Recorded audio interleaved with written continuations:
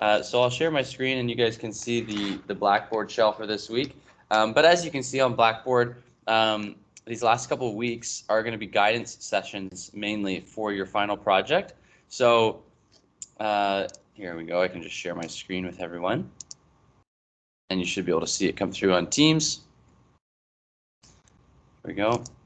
So week 12, we missed last week. And I posted an announcement for those of you who are going to be doing asynchronous week 12. So this was our final group assignment check-in and guidance session number 1.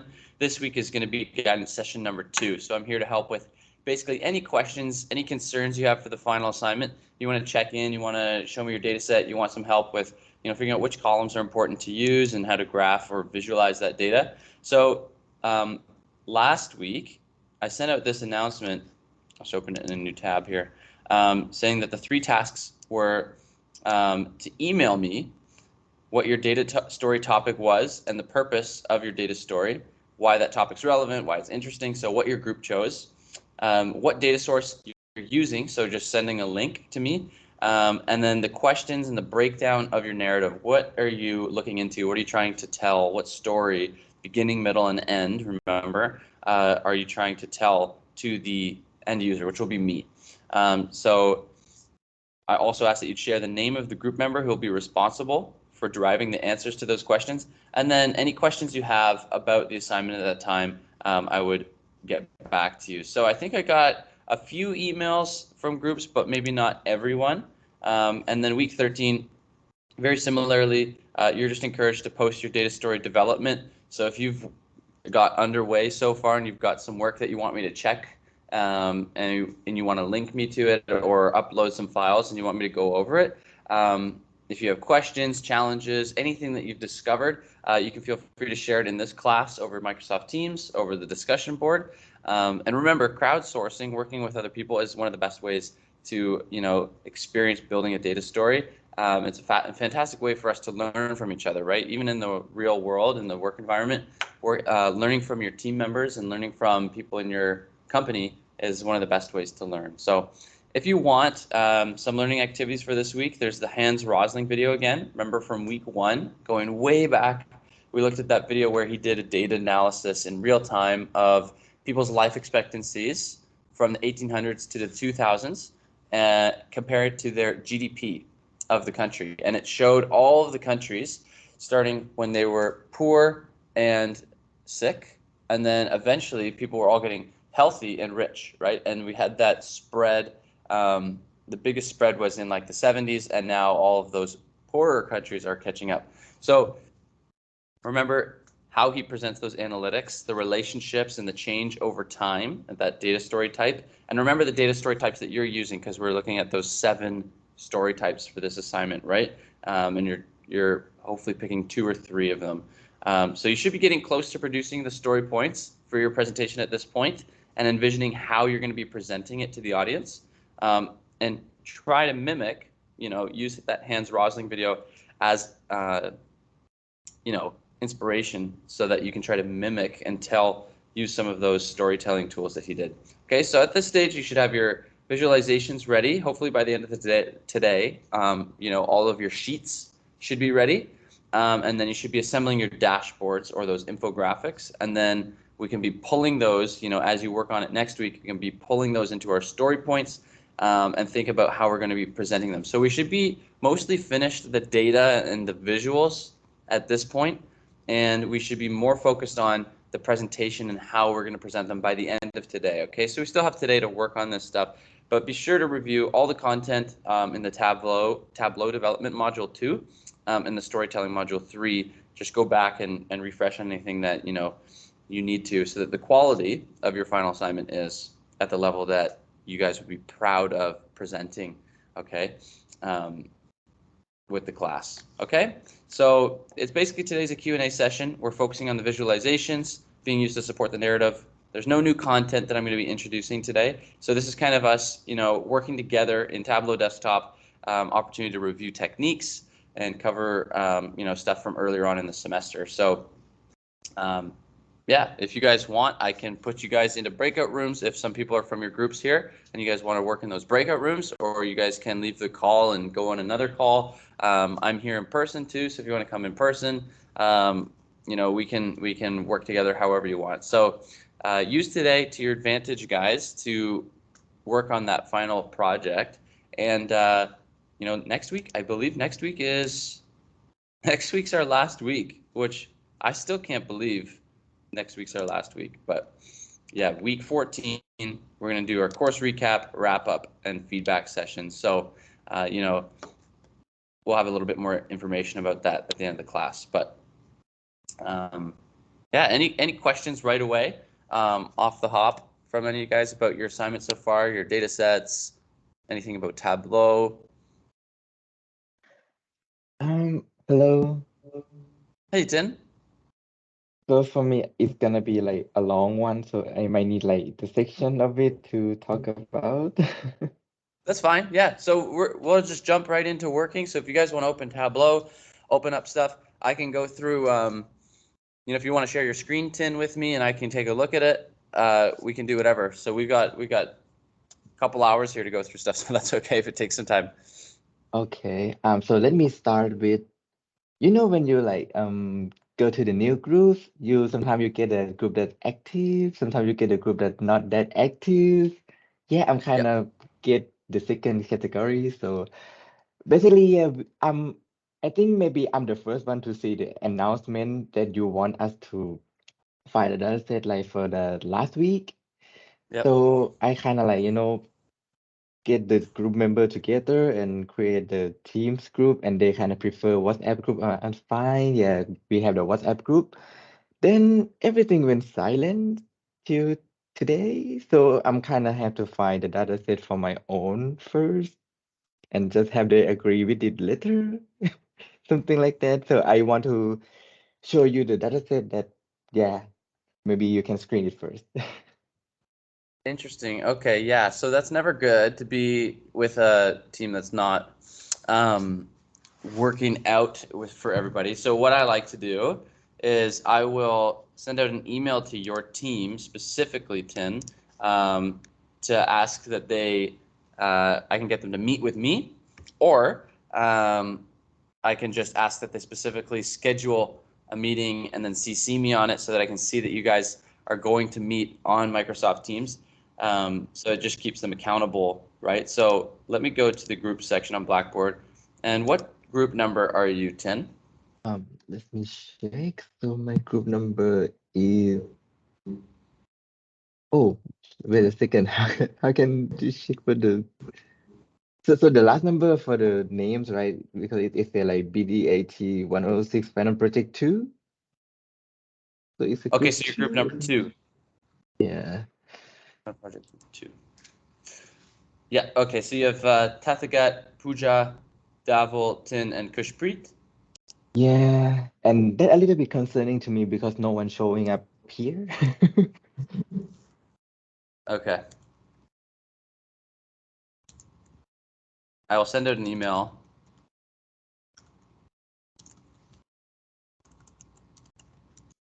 And like in the meantime, so the data set that I find is a weather data set for the region in Hungary from 2006 to 2016. So I think about, like 10 years, it should show some like significant visual for the global warming or some stuff.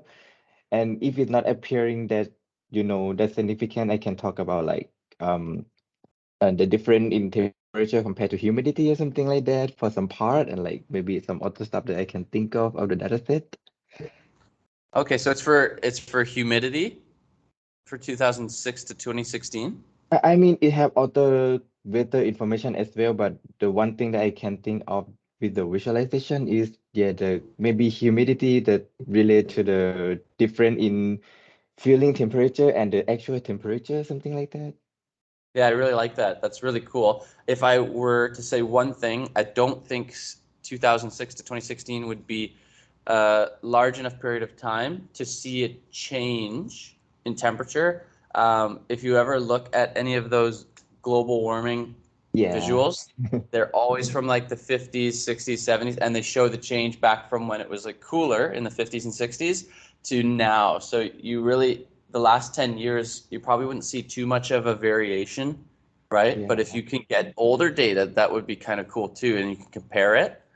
Yeah. I mean, I kind of guess because it's the temperature is increased exponentially, so maybe the last few periods, like the last few 10 years, it might show something. Yeah, no, you can totally use it. I was just saying, it might be even better if you can get an older, like a data set from way back, and then also do a compare and contrast, or do a change over time, right? Like one of those 7 story types. Yeah.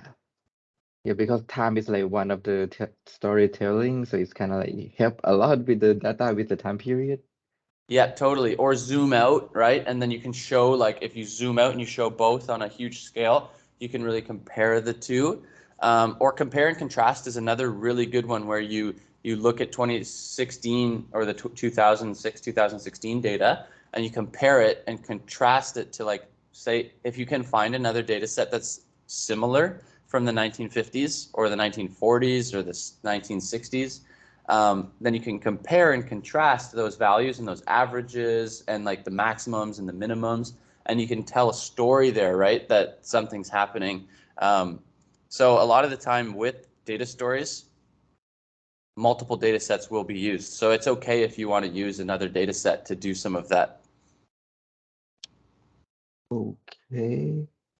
Like if I might Um, even be able to Google a humidity data set 1950s, and a lot of stuff comes up right there. So it's up to you though.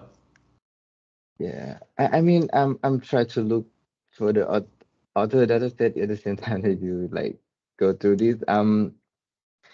I see some of the older one that kind of like what you said, like around 1950 to like, six 2016 or something like that. So the problem with the data with that old, sometimes it's not contain like, all the values that I want. Yeah. Yeah, Yeah. that's fine. And sometimes if it only has some of them, maybe you have to find a couple that has like this value, and then you go find another data set that has this value. Yeah, it could be a little bit harder because they didn't collect as much data back then. Yeah. And it's kind of like, what do you say? Because yeah, the weather is like depend on the location. So basically, I I almost sure that like each data set the record for the each location, even like each country, something like that. So it's gonna be hard to join that. Right, yeah. I mean, you might be able to join on something like country name, or you might have to manipulate or clean your data a little bit, so pre-process it so that you can do the joins. But that's a good point. Hello, Hey. hello, Professor.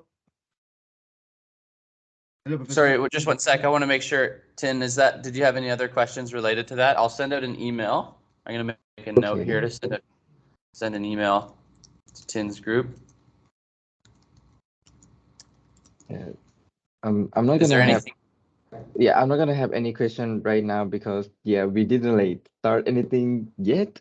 So it's kind of Yep. like on the data set stuff. Yeah.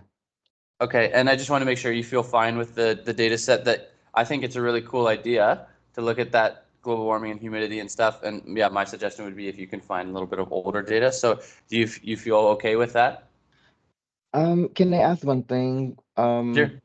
Can I use the different data set without join? You can.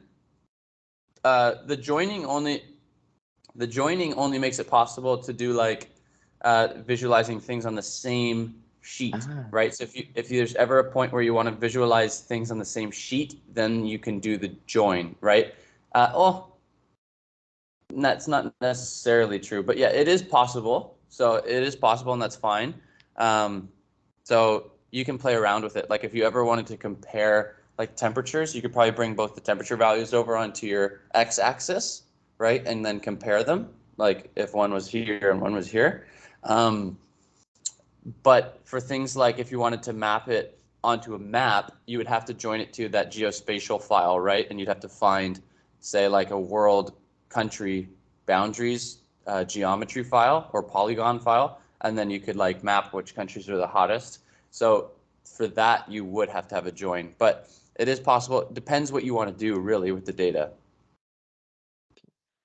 To be honest, I don't want to join those tables because they record the date and time differently, so it's gonna be hard to clean and join them. Right.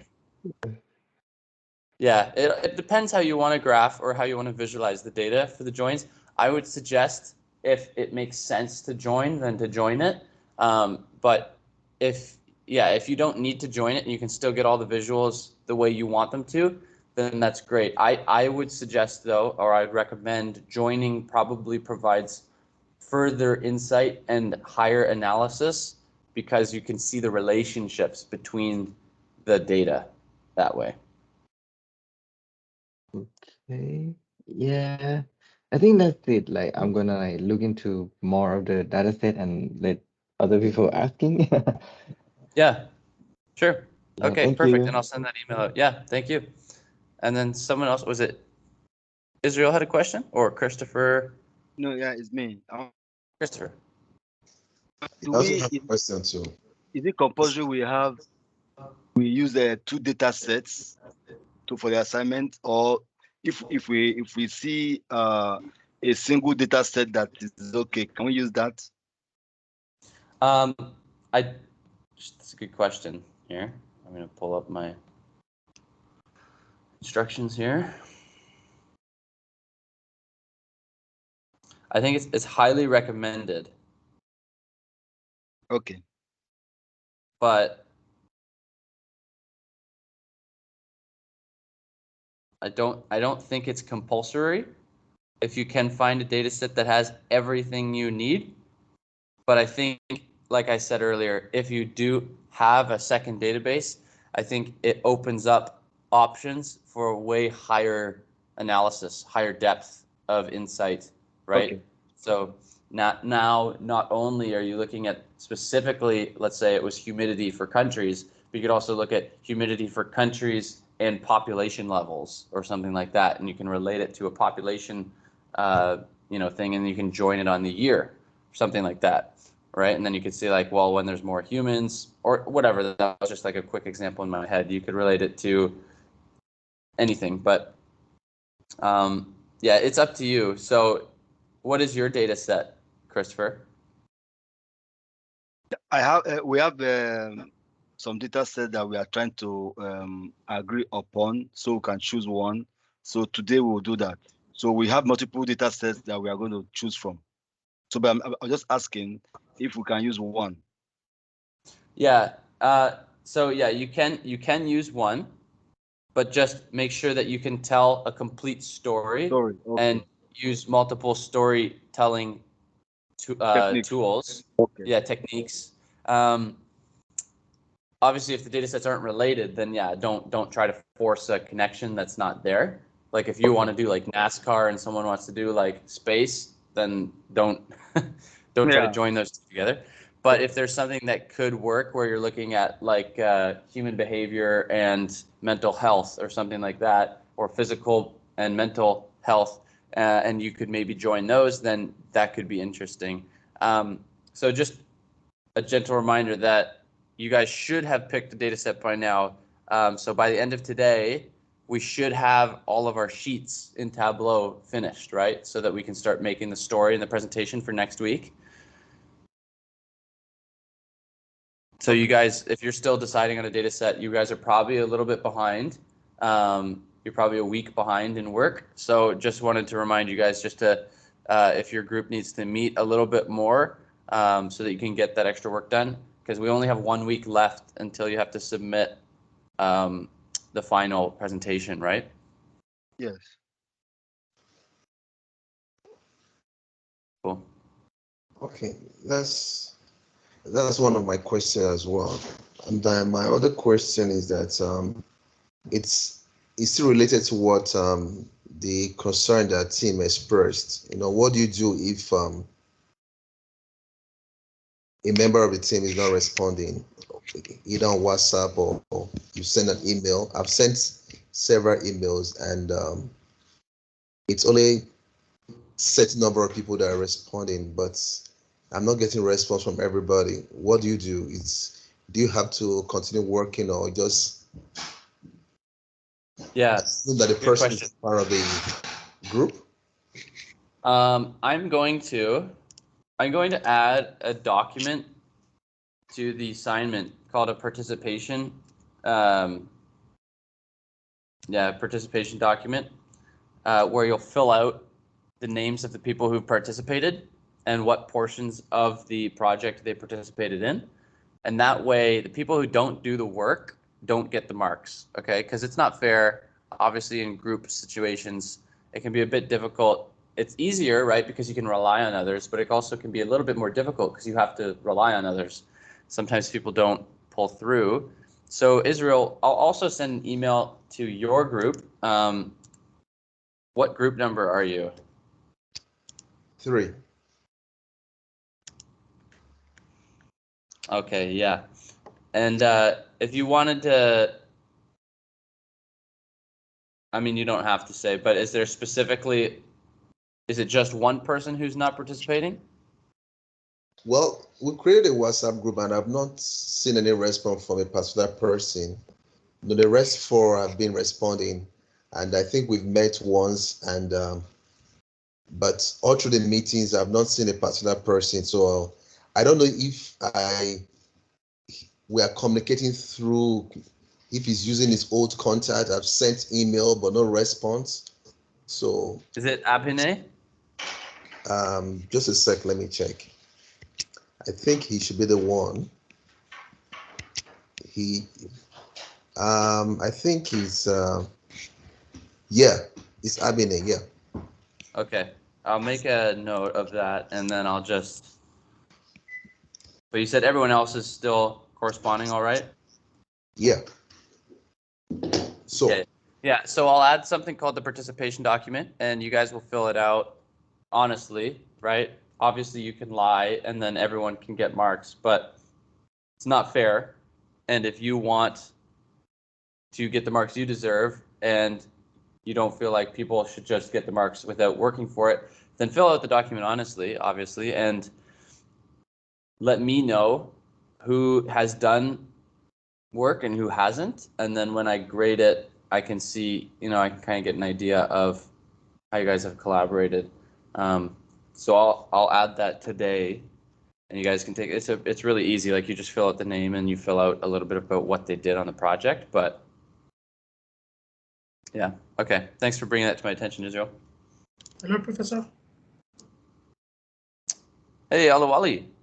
Yeah, hello, Professor. Yeah, I have a concern too about the grading, because I'm kind of facing similar situation here with my group members, and there's a question I want to ask. Our grading, is it going to be based on your whole dashboard and story, like the one you created for yourself and you defend, or is it going to be like a general performance grading? Yeah, that's a really good question. So if we look at the marking criteria here, I don't think I'm sharing my screen with you anymore. So let me do that. So the marking criteria here, I believe, I don't know if that's actually correct. Let me take a look at this in the syllabus. It's 40, I believe, right? The total? Yeah, 40 on Blackboard. Yeah, so let me check the syllabus here really quickly. Because that could be, yeah, so it's 40. So I think actually, if I go to the weekly learning module 3,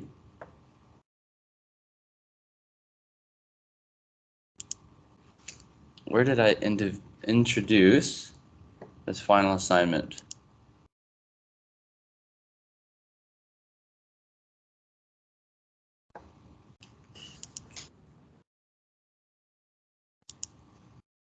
Week 10.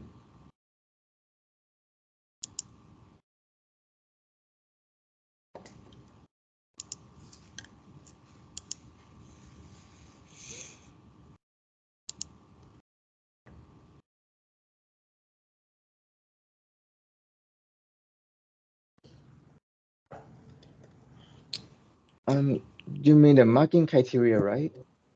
Yeah. I think it's in the final assignments in the assignment and test as well. Yeah, I thought that there was two though. I thought that, so there's Oh. this one that says 30, Oh, yeah. but there's another one I thought that I had that was out of 40. Anyways, it'll be very similar ratio. I'll have to adjust this so it matches the syllabus, obviously. But so yeah, we've got 20 out of 30 points. So if it was out of 40, it'd be more like 25 or 30 points out of 40 points for a complete Tableau workbook. So your data source variety, citations, linkages, and completeness is 5 marks. The chart selection and user-centered design of your sheets and dashboards. So that's not even the presentation skills, right? That's each dashboard is 10 marks. And then the quality of the data story point narrative and data viz integration. So that's the story part on the actual data story, like how you've created the story points. So these are just all the Tableau. I don't even have to look at your presentation yet, and that's going to be most of the grade. Whereas here, the data storytelling presentation, you know, the type of story that you're using for that story point is 2.5. The data visualization matches the story point message is 2.5, and then you present it at the time mark at 15 minutes. So it's probably, to answer your question, Olawale, it's more of a generic, but what I like to do is I like to add an individual element into it. So if someone really exceeds or stands out in their group, either in a positive or a negative way, so their presentation skills are either above the group average or below the group average, then I like to either, give them a few extra or take away a few extra of those points.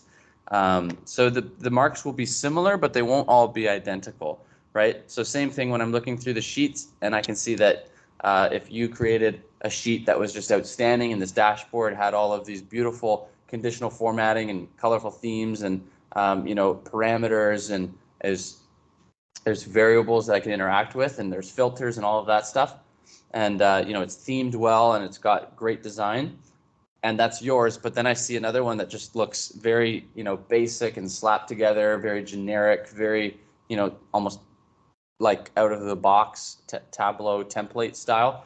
Then obviously if I see that huge contrast between the two, then there should be a contrast in the marks. But if it's all very similar, right, and your dashboard looks the same as their dashboard, looks the same as their dashboard, then the marks would be more of a generic marking on the whole, if that makes sense. Okay, all right.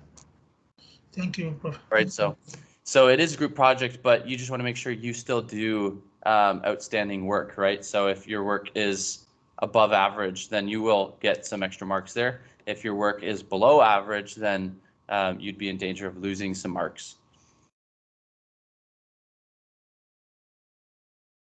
Same goes for the presentation skills as well, right? So telling the story and speaking clearly and presenting, within your time limit. If someone specifically takes up most of the presentation time and they're just rambling on and it doesn't leave you with a lot of time, then I would have to take marks away from them for not presenting within the time limit, right?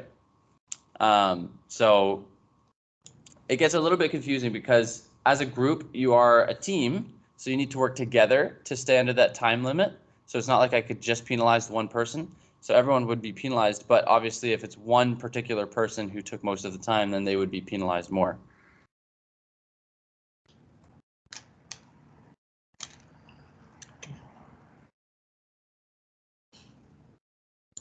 All right, does that make sense? Yeah, good, Professor. Good. Right. I want to see if I can find that other one that's out of 40, because I remember going through. There's another PowerPoint in here.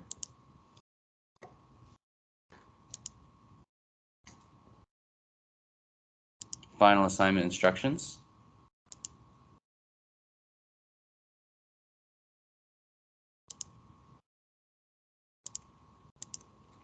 Here.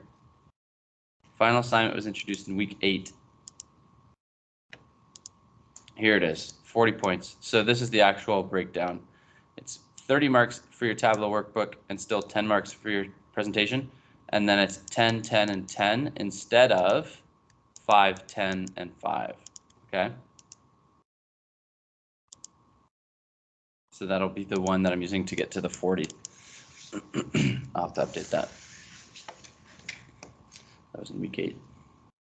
If you want to find that, that's in week 8, I believe, in the final assignment instructions, but I will upload it to the assignments and tests just to replace the grading schema or the criteria for the assignment.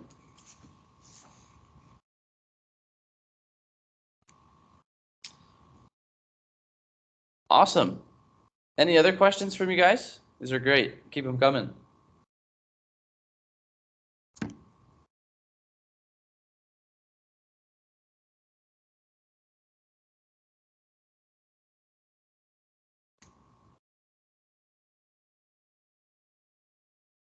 Hi. Hey, Tin. Just a questions. So normally we work like, individually and we use the Tableau Professional, in the computer and stuff. And like we have to use Tableau Public before, so I kind of wonder like for the, it's a group assignment for using Tableau. Should we use the Tableau Public because, like everyone can access it like easily? So you should be on like a license right now to use Tableau The fully. professional. Yeah. So Because it. sorry. So No, I no, mean go on. because when you use the Tableau Professional, when you save, it's saved as a file. So you basically have to save file and then send to the other member group to work on it. But for the Tableau Public, it's like you just, have the access and then just edit stuff in there directly, kind of like that. So I'm not sure. Like, I'm not sure I understand the question fully. So you're wondering if you should use Tableau Public okay. over Tableau. So in other calls, we have to use Tableau Public for working as a group to create a dashboard and upload it to the website. So we find it kind of convenient to, like 3 group member and we use the Tableau Public and we can like just use one account and like get into it and edit stuff like directly. So we don't have to transfer the Tableau file to each other, something like that. Okay, I see. So if it's a little bit easier for group work, you're wondering if it's fine to use Tableau Public? Kinda. I think as long as you have all of the access to the features you need to complete the assignment well, then I don't have a problem with that. You can use whatever you'd like. I don't know specifically for me the limitations on Tableau Public with stories and data stories. Like if you can create a data story fully and you can connect it to your data source and you can do joins and all of that, then it sounds like that would maybe be a little easier. Then for sure go for it. But if it has limitations, like you can only create 2 story points, or you can't actually, use multiple data sets and join them, then it might not be the best choice. It'd be up to Okay. you to determine whether or not it's going to allow you to use all the features and functionalities for the assignment. Or something like this. So I guess I gonna play safe with a Tableau Professional. I mean, you can try it with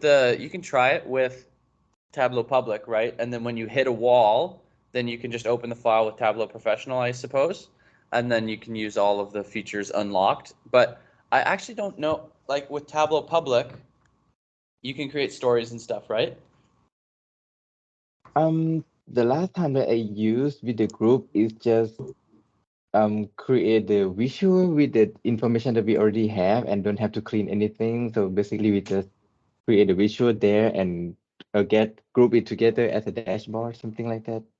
Not much of a, stuff.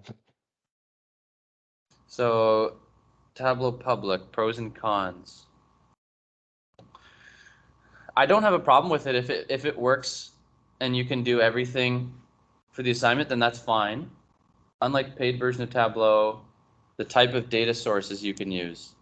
So I think there's only like 5 types of data sources you can input, like an Excel file, CSV, text, and whatever. But Tableau Public, Excel, Google Sheets, and various text files and web data. No direct access to databases or other data sources. So that's probably fine if your data sources match the ones that Tableau Public allows. The other thing is Tableau Public is made publicly available. That's fine. No local saving. Yeah, it's gonna save like Oh, I see. on the cloud only. Right. No automation or scheduling of reports. You don't need that. Data limits. 10 million records and 10 gigs. That might be fine. You probably don't have a file bigger than that.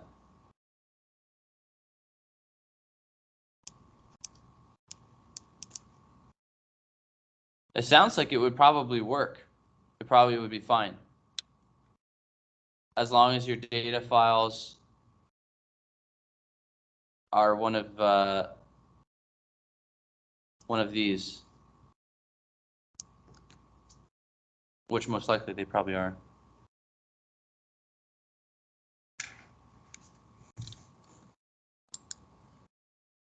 Okay, thank you. The minimum number of data stories we should produce, Israel, would be 1 data story for each member in the group, not including your introduction and conclusion, or your title page. Okay, so there should be a story point for each member minimum. Okay, so that would be 5, right? Each person has 5 members in their group, but you would also have on top of the 5, you should have a title page or an introduction, which would be 6, and then you'd have a conclusion or a final page, which would be 7. So I think minimum would be around 7, and then if you want to have 1 or 2 per person, then it could be up to 10. You could have 14, right? That might be a little bit long. So anywhere from 7 to 12, maybe. Depends on the story you're telling, right? And how much information you can fit on one story point or one dashboard. And if you need to, group the data together in a way that makes sense using those story techniques, right? So if you're doing change over time, you might have like the beginning of the time and the end of the time, or the middle of the time, right? And then you need 3 story points to do that. Or maybe you just need 1 dashboard to do that, and you can do a parameter, and you can drag the time slider, right? So it totally depends how you visualize the data. Good question, though.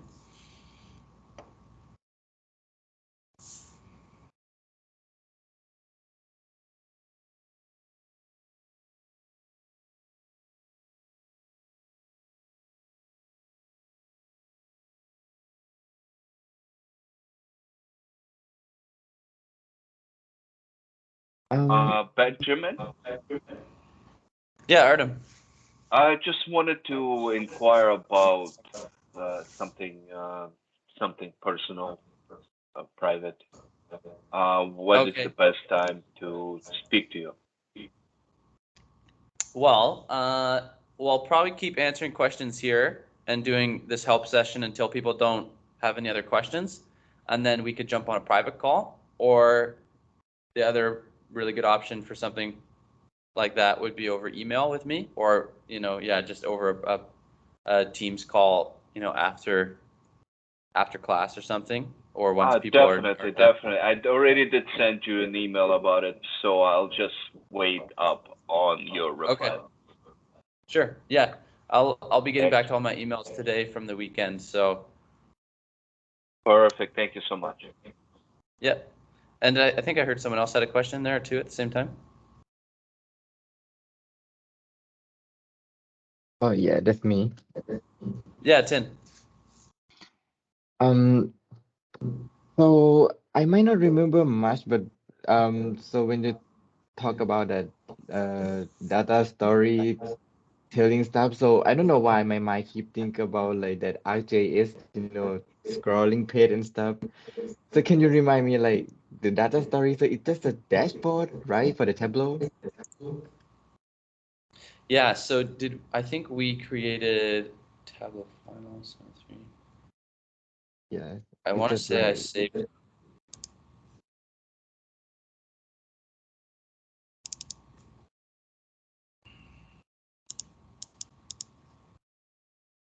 One second. I'm gonna see if I can find the example.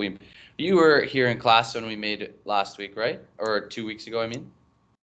yeah, I mean I'm in the class every week, so that kind of confused me as well because in my mind I think about that RJS all the time, when you talk about story.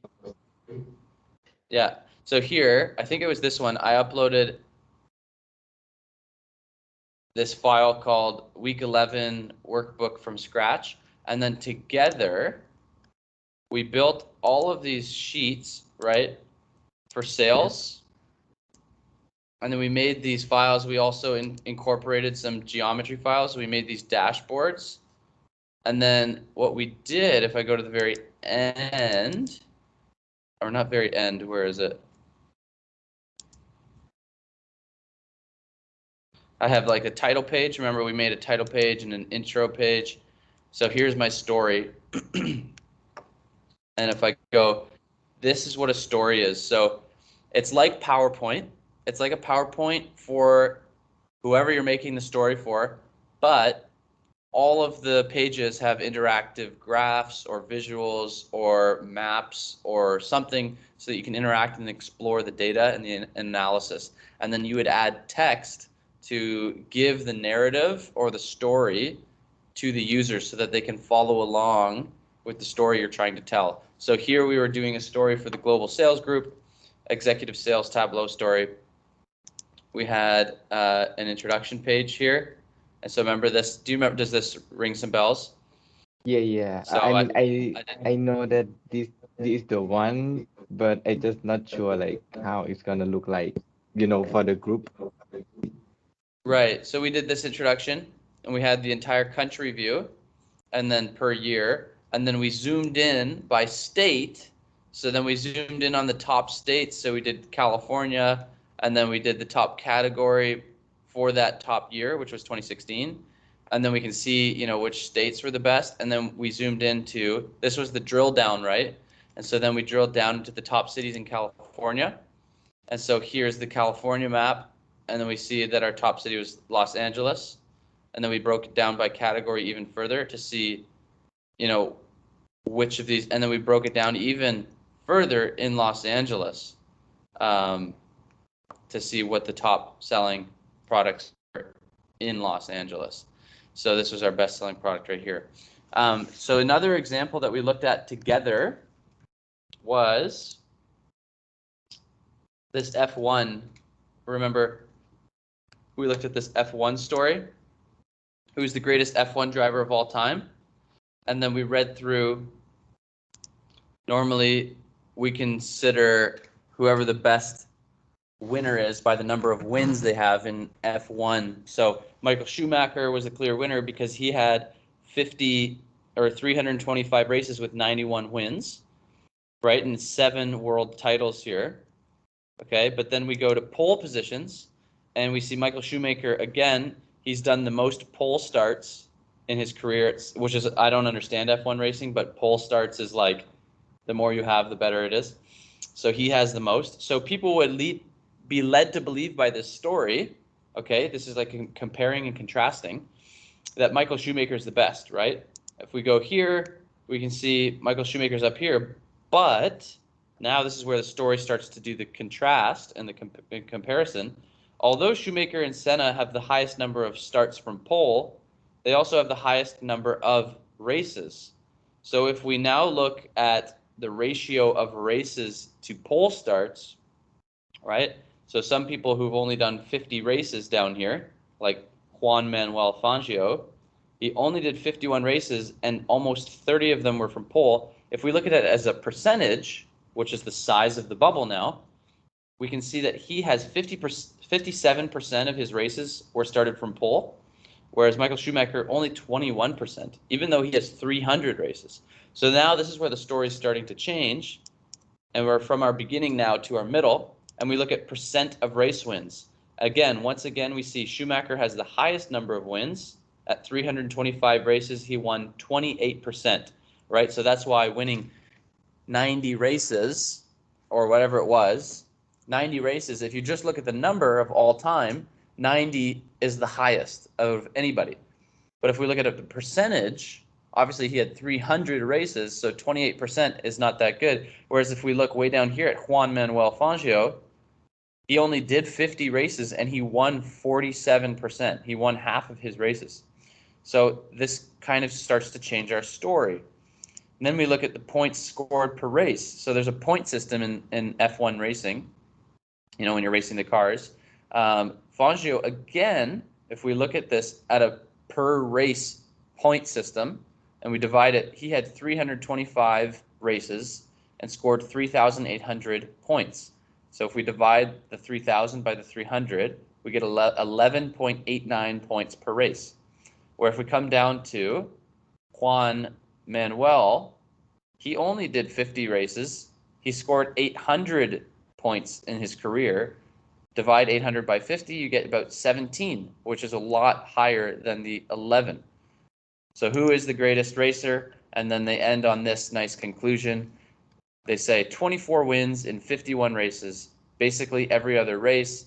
Out of those 51 races, almost 30 were started from pole position, and he got 17 points on average, right? So about 60 years later, many people still regard Fangio as one of the greatest drivers that ever lived. That's another example, a really good example of a data story. Did that kind of, I don't know, that's a really long-winded answer, but hopefully did that give you a good example?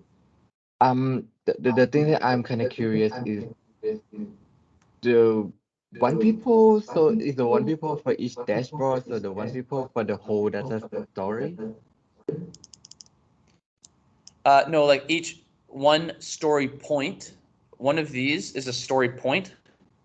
Okay. So if I go to my example again, like this, maybe this is my page, and I have to create this story point, the top sales year by state and category. And you have this story point, which is top cities in California. And so you have to create an entire dashboard, which consists of 3 different sheets, right? So there's this bar graph, there's this map, and then there's this other bar graph, right? So you have to work together as a team to decide, okay, what is the direction of our story?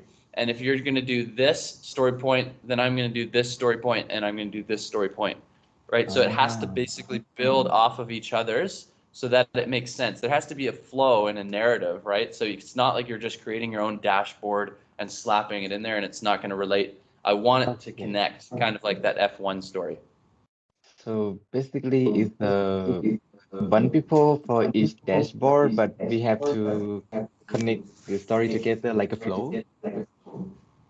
Yeah, you need to make the story have a flow, right? And you need to tell that beginning, middle, and end. But even remember that, Tin, you said one person per dashboard. There can be multiple dashboards on a story point. So it's not necessarily one dashboard, it's one story point. Like here, I have this and this and this text. Or here we even have this is its own dashboard, and then this is its own dashboard, right? And they're coming from their own, like here's a worksheet, and here's the worksheet, and we're combining them together into this dashboard. But then once we make this, then we're adding the introduction title and this. So per story point, I just want to make that clear. It's not per dashboard, but per story point. So that includes the text and the titles and everything. Okay. So basically, as much as dashboard as possible to make sense of the story. Basically, say that again.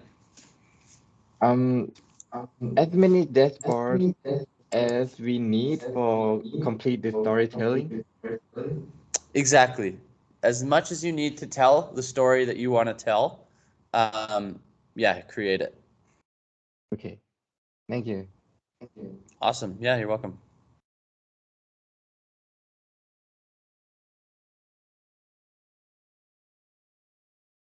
Awesome. So if you guys, it's 11 o'clock now. If you guys have no other questions, you're completely free to go work on this. If you want to log off of Teams, if you want to stay on Teams and ask me a question, that's fine. I'm going to be here doing marking and finishing up the marking on your other dashboard projects. But if you have questions, you can log in at any point. I'm just going to be off camera on mute. If you still have questions, by all means, keep asking away. I'm happy to help out. But if you also want to join a call, like I know some of you are in the group with each other, like Christopher and Israel, I think you guys are in a group together. Anyways, if some of you are in a group together and you want to join a breakout room, you can do that too, or you can create your own meeting. So.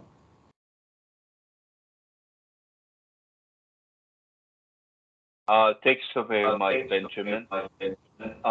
In regards to that email, I'm just going to be waiting for the reply and just a little bit of a difficulty for the previous assignment.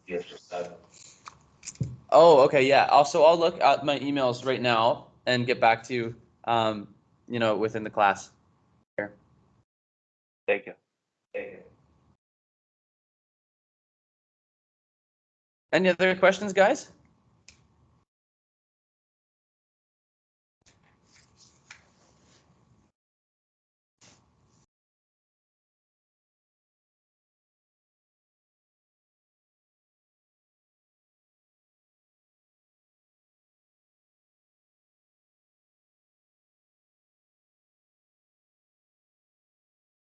No?